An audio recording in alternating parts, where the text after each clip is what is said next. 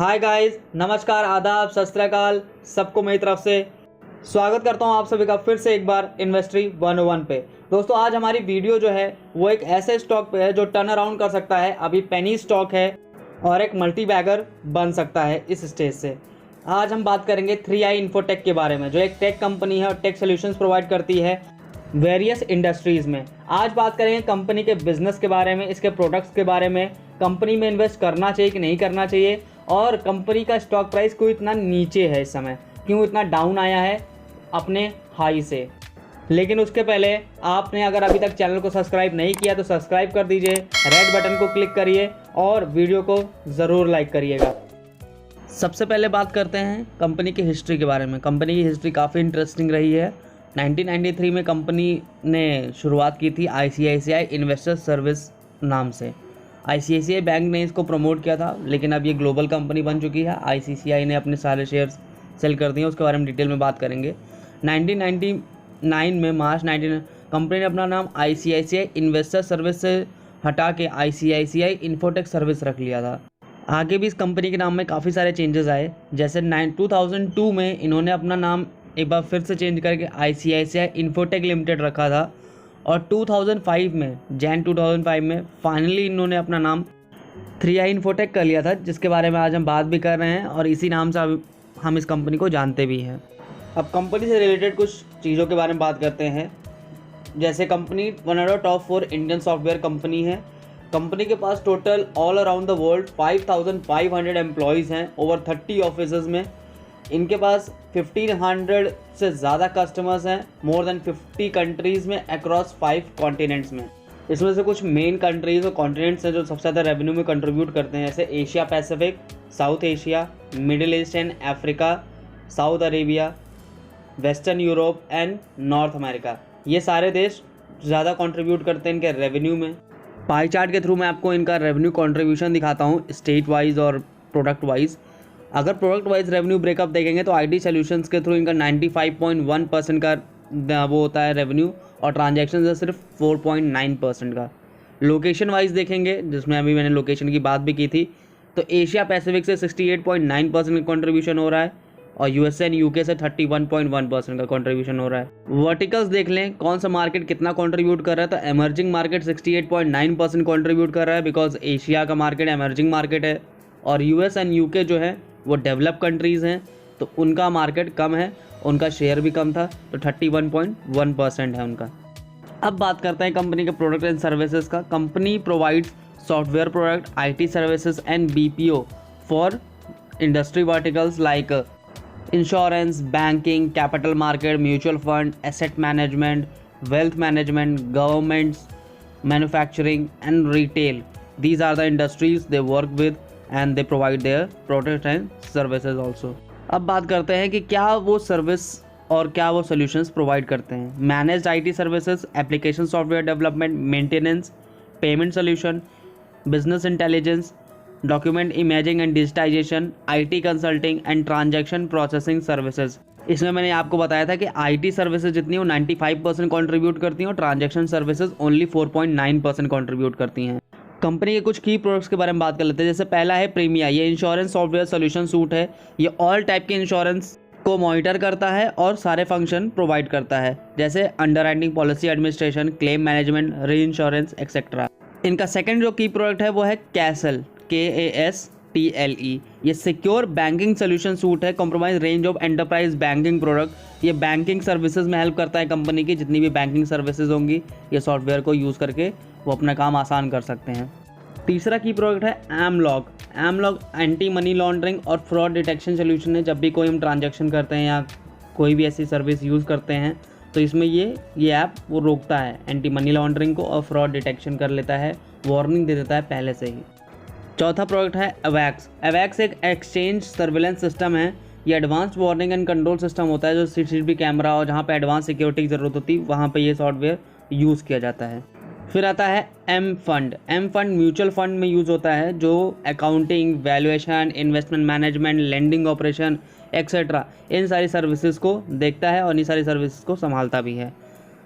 C method wealth management and portfolio management service है इनकी, ये सॉफ्टवेयर है सी मैट्रिक्स, जो वेल्थ मैनेजमेंट पोर्टफोलियो मैनेजमेंट करता है। डेटा स्कैन ऑनलाइन, ये सबसे इंपॉर्टेंट सर्विस है इनकी कंपनी का सबसे इंपॉर्टेंट सॉफ्टवेयर है ये data scan dot online. Product की बात कर ली, अब सर्विसेज देख लेते हैं इनकी कौन कौन सी है। IT infrastructure solution and services, BPO services, software services, testing and compliance, iServe retail services, ई-मुद्रा डिजिटल सिग्नेचर सर्टिफिकेट। अब बात करते हैं सबसे इंपॉर्टेंट सेक्शन फाइनेंशियल्स की। फाइनेंशियल के मैंने टिकर फिनोलॉजी यूज़ किया है, वहाँ से मैं आपको बताऊँगा। प्रांजल कामरा मेरे फेवरेट इन्वेस्टर्स भी हैं और उनका चैनल मैं काफ़ी फॉलो भी करता हूँ। एक 1.5 साल हो गए मुझको उनको चैनल फॉलो करते हुए, तो मैंने उन्हीं का चैनल यूज़ किया है, टिकर फिनोलॉजी ही। तो अगर हम क्वार्टरली सेल्स देखेंगे तो नेट सेल्स अगर आप देखेंगे 2019 में या 2020 तक, तो नेट सेल में इनका इंक्रीमेंट आया है। 2020 में थोड़ा डाउन ट्रेंड आया, बट वो भी 2019 के जून से ज़्यादा है। ऑपरेटिंग प्रॉफिट भी देखेंगे तो उसमें भी इंक्रीज़ हुआ है, 10 करोड़ था जून 2019 में और इस वक्त 32.90 करोड़ रुपीज़ है। प्रॉफिट बिफोर टैक्स, ये सबसे इंपॉर्टेंट चीज़ होती है, प्रॉफिट आफ्टर टैक्स से भी ज़्यादा इंपॉर्टेंट है प्रॉफिट बिफोर टैक्स देखना। तो देखेंगे तो माइनस में था, -2 करोड़ रुपीज़ था प्रॉफिट इनका 2019 में, और अभी इनका 24.10 करोड़ रुपये का प्रॉफिट इन्होंने पोस्ट किया है कोविड-19 के बावजूद। अगर हम इनका ईयर ऑन ईयर सेल्स देखेंगे तो ईयर ऑन ईयर में देखेंगे 2015 में 400 करोड़ की सेल्स थी, 2016 में 345, 2017 में 279, 2018 में 237 एंड 2019 में सेल्स का नंबर बढ़ गया और उसने 2016 के बाद इस साल सबसे ज़्यादा सेल्स पोस्ट की है। कंपनी ने 2016 के बाद काफ़ी इंप्रूव किया है। अभी उसके बारे में बात करेंगे कि शेयर प्राइस क्यों इतना ज़्यादा गिरा और क्यों अभी कंपनी में इन्वेस्ट करना चाहिए कि नहीं करना चाहिए, उसके बारे में डिटेल में बात करेंगे। नंबर्स में आप देख रहे हैं लगातार डिक्रीज़ हो रहा था 2018 तक, लेकिन 2019 में उन्होंने अपना सेल्स फिर से पिक किया और 2019 में उनका सेल्स काफ़ी अच्छा, 2020 में भी सेल्स का आंकड़ा काफ़ी अच्छा आएगा। अभी एनुअल रिपोर्ट नहीं आई है। नेट प्रॉफिट भी यहाँ देखेंगे तो माइनस में है, लेकिन 2019 का अगर आप देखेंगे तो 250 करोड़ को रुपीज़ का नेट प्रॉफिट हुआ है इनको। बाकी अगर आप ईयर्स देखेंगे 2017 को छोड़ के बाकी सारे ईयर में इनको बहुत ज़्यादा लॉस हुआ है, बहुत ज़्यादा लॉस में रहे हैं। 1000 करोड़ का लॉस 2015 में था और 539 करोड़ का लॉस इनका 2016 में था, 2017 में प्रॉफिट में था, 2018 में फिर लॉस हुआ 86 करोड़ रुपीज़ का और 2019 में 250 करोड़ रुपीज़ का प्रॉफिट पोस्ट किया कंपनी ने। EPS देखेंगे जब आप तो एडजस्टेड EPS 2015 में जो था वो -17.52 रुपीज़ था पर शेयर और उसके बाद फिर -8 हुआ। 2017 में प्रॉफिट में आया, मतलब पॉजिटिव में आया। 2018 में दोबारा नेगेटिव में चला गया -0.54 और 2019 में इनका EPS सबसे ज़्यादा हुआ था 1.55 रुपीज़ का इनका EPS था पर शेयर। बोरोइंग्स अगर आप देखेंगे सबसे इंपॉर्टेंट सेक्शन होता है कि हम बोरोइंग देखें, कंपनी की बोरोइंग इंक्रीज़ करेगी डिक्रीज़ कर रही है। अगर आप 2015 में इनकी बोरोइंग देखें तो 1995 करोड़ रुपीज़ की थी।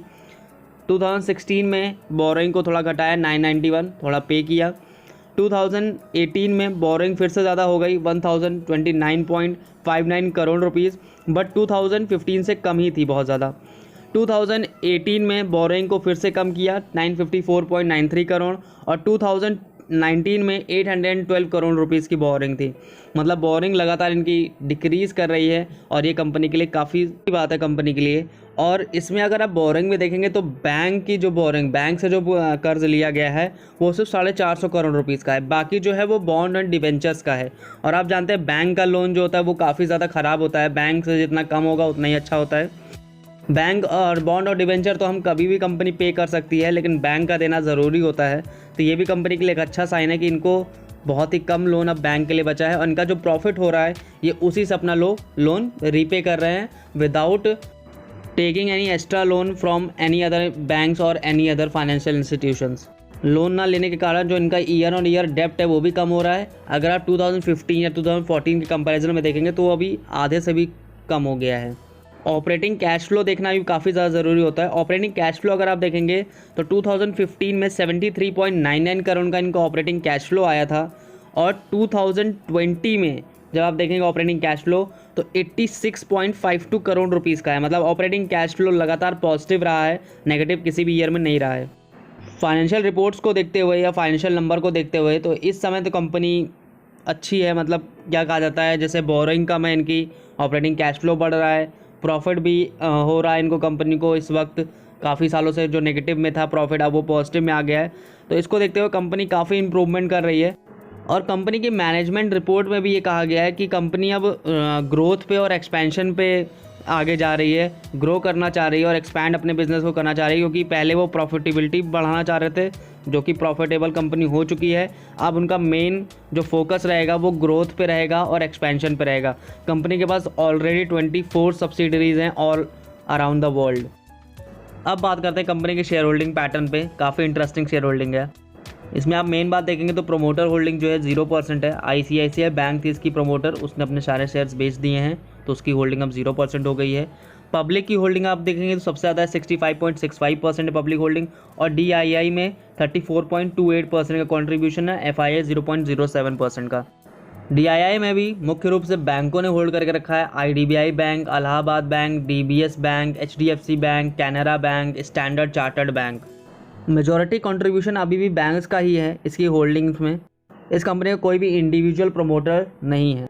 अब बात करते हैं कि इसका शेयर प्राइस क्यों गिर रहा है। मतलब अगर आप देखेंगे शेयर प्राइस एक टाइम पे 140-142 के आसपास था और अभी 3.75, ऐसा क्यों है। मेजर रीज़न जो रहा है शेयर प्राइस इतना डाउन आने का, वो रहा है कि कंपनी के फाउंडर और प्रमोटर जो है उन्होंने अपना स्टेक लगातार सेल किए हैं। ICICI बैंक इनके मेजर फाउंडर थे, मेजर प्रमोटर थे। उनका स्टेक जो 2009 में था वो था 30% का।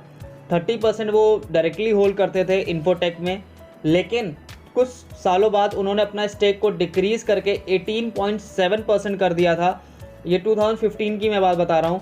और 2016 में ही उन्होंने अपना स्टेक फिर से रिड्यूस करके 6% का कर दिया था और 3.74 करोड़ शेयर्स सिर्फ होल्ड किए थे। लेकिन उसके कुछ सालों बाद ही अभी 2019 में उन्होंने अपनी होल्डिंग को 0% कर दिया और अब वो कंपनी से पूरी तरह एग्जिट कर चुके हैं और अब उनकी कोई भी होल्डिंग, कोई भी शेयर्स वो होल्ड नहीं करते हैं। ये मेजर रीज़न रहा है कि स्टॉक प्राइस इतना नीचे क्यों आया है। 85 रुपीज़ था जब 30% स्टेक था और अभी 3.75 रुपीज़ है जब 0% स्टेक है। दूसरा मेजर रीज़न क्या रहा है, कंपनी की बोरोइंग। अगर आप 2011 से 2015 तक देखेंगे तो कंपनी की बोरोइंग कितनी ज़्यादा बढ़ गई है। 2011 में अगर कंपनी की बोरोइंग 1450.33 करोड़ रुपीज़ थी तो 2015 में वो बढ़कर 2445.55 करोड़ रुपीज़ हो गई थी। अब इनकी प्रॉफिटेबिलिटी की बात कर लेते हैं। ये एक्स एक्सिस है, इसको इग्नोर कर दीजिए, इसको मत देखिएगा, ये ईयर्स लिखे हैं इसलिए इसमें ऐसा दिख रहा है। 2011 में जो इनका प्रॉफिट रहा है वो 261.21 करोड़ रुपीज़ का रहा है, लेकिन उसके बाद जब आप देखेंगे तो इनका प्रॉफिट पूरे 4 साल में प्रॉफिट में कंपनी आई ही नहीं है, लॉस ही लॉस में है। और 2015 में तो लॉस बहुत ज़्यादा हो गया था, 936.52 करोड़ रुपीज़ का। हम सब जानते हैं मार्केट कभी भी नेगेटिव किसी कंपनी को लेकर रिएक्ट तब तक नहीं करता जब तक फाइनेंशियल्स डिटेरिएट ना हो रहे हो, फाइनेंशियल कम ना हो रहे हो। इसीलिए इस कंपनी का शेयर प्राइस इतना नीचे आ गया है, जस्ट बिकॉज ऑफ इनके बोरोइंग ज़्यादा बढ़ रही है, बहुत ज़्यादा बढ़ रही है, और इनका कंपनी प्रॉफिट जनरेट नहीं कर पा रही है। कुछ और क्या रीजंस है जिससे कंपनी का प्राइस नीचे आया है, तो अगर आप ग्रोथ देखेंगे तो कंपनी की पिछले 5 साल में -9.14% की ग्रोथ रही है, बहुत ही नेगेटिव ग्रोथ रही है। प्रमोटर का स्टेक 0%, वो मैंने आपको बता दिया। कंपनी ने रिटर्न ऑन इक्विटी वो -46.84% का रहा है पिछले 3 ईयर में। कॉन्टीजेंट लाइबिलिटी जो होती है कंपनी की वो बढ़कर 435.03 करोड़ रुपीज़ की हो गई है। यही कुछ रीजंस हैं जिससे कंपनी का स्टॉक प्राइस इतना डाउन आ गया है और इतना नीचे है। लेकिन मेन टॉपिक ये है कि क्या हमें इस कंपनी में इन्वेस्ट करना चाहिए, क्या ये कंपनी इन्वेस्टिंग के लायक है इस वक्त ये नहीं। चलिए उस पर भी थोड़ा बात कर लेते हैं। 3i इन्फोटेक एक बहुत ही अच्छा टर्न अराउंड स्टॉक हो सकता है। कंपनी ने 5 कॉन्जिक्यूटिव ईयर्स में फाइनेंशियल ईयर 2011 से लेकर फाइनेंशियल ईयर 2015 तक लगातार लॉसेस पोस्ट किए हैं, लगातार इनके बोरिंग बढ़ी है। लेकिन 2016 से अप्रैल 1, 2016 से इन्होंने अपनी कंपनी की मैनेजमेंट टेक्निक चेंज की है, मैनेजमेंट टीम को चेंज किया है और काफ़ी अच्छी ग्रोथ भी दिखाई है। दूसरा पॉइंट है डेप्ट रीस्ट्रक्चरिंग। डेप्ट रीस्ट्रक्चरिंग करने के बाद इनके डेप्ट में भी काफ़ी गिरावट आई है। अगर मैं अभी आपको चार्ट दिखाऊं तो आप इनके डेप्ट देख सकते हैं। 2017 में जो डेप्ट 900 करोड़ रुपीज़ का था वो 2018-2019 में बहुत ज़्यादा कम हुआ है और 813 करोड़ का बचा है। जिसमें से सिर्फ आधा है जो बैंक डेप्ट है, बाकी बॉन्ड और डिवेंचर से आए हैं। ये दूसरा मेजर पॉइंट था इस कंपनी के लिए कि कंपनी ने डेप्ट रिस्ट्रक्चरिंग किया। डेप्ट रिस्ट्रक्चरिंग करने के बाद इनका डेप्ट लगातार रिड्यूस कर रहा है और लगातार ये कंपनी प्रॉफिटेबल हो रही है, प्रॉफिट पोस्ट कर रही है। अगर आप इसमें इन्वेस्ट करना चाहते हैं तो कर सकते हैं, कुछ क्वार्टरली रिजल्ट्स को देखते हुए करिएगा, मतलब एक साथ बहुत बड़ा पैसा नहीं लगाने की ज़रूरत नहीं है। कुछ पैसे लगाइए, कुछ रिजल्ट्स पे निर्भर रहिए। रिजल्ट्स अच्छे आ रहे हैं तो आप और ज़्यादा इन्वेस्ट कर सकते हैं, क्योंकि कंपनी काफ़ी अच्छी है, कंपनी फ्यूचरिस्टिक है। फ्यूचर्स में आप देख रहे हैं इसके कितने अच्छे अच्छे प्रोडक्ट्स हैं जो फ्यूचर में काफ़ी काम आ सकते हैं, और अदर्स कंपनीज़ के भी। तो इसीलिए मुझे ये कंपनी काफ़ी अच्छी लग रही है। बाकी अब अपनी खुद की एनालिसिस भी करिएगा, मेरे पे डिपेंड नहीं, खुद की एनालिसिस करिए, खुद देखिए कंपनी कितनी अच्छी है, क्या आप उसमें कर सकते हैं, आपका रिस्क फैक्टर क्या है, आप कितना कर सकते हैं, आप कितना रिस्क ले सकते हैं, ये आप पे डिपेंड करता है। Thank you for watching this video till the end. अगर आपको कोई क्वेरी हो तो आप मेरी इंस्टाग्राम आईडी मैंने नीचे मेंशन की है, उसमें भी आप मैसेज कर सकते हैं डायरेक्ट मुझे, और अगर आपको कोई भी क्वेरी हो तो आप कमेंट सेक्शन में भी बता सकते हैं। Have a nice day. Thank you everyone.